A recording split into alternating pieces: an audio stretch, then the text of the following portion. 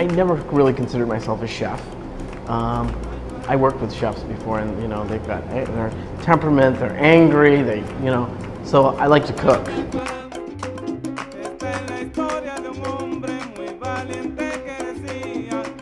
My parents had restaurants for a short time, so I was kind of forced at an early age to work in the kitchen.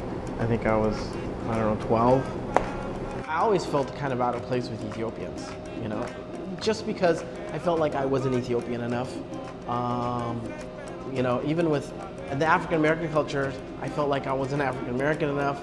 I moved to Seattle and really, you know, finding my own kind of identity and finding my own path here, and you know, opening the restaurant, hanging out with more not just Ethiopians but Africans in general is kind of where I made that connection. Opening up Pan Africa, really my goal was to learn more about Africa, you know, through food and through art and through culture.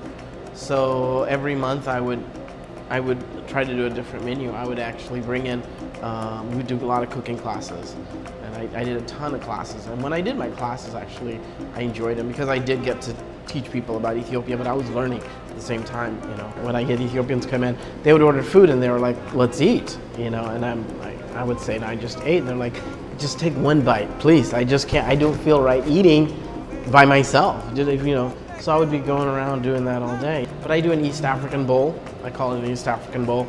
And it's probably the closest thing to, so it's basically, I take like greens, collard greens, and either beef or lamb. Most of the bowls here we do rice, we do quinoa, we do rice noodles, we do lots of different grains. But for that bowl, I'll do a little bit of injera. So you have this kind of like a sauteed dish on the basis is injera. I think the first exposure people have to a culture is either through music or through food. Those are really the first.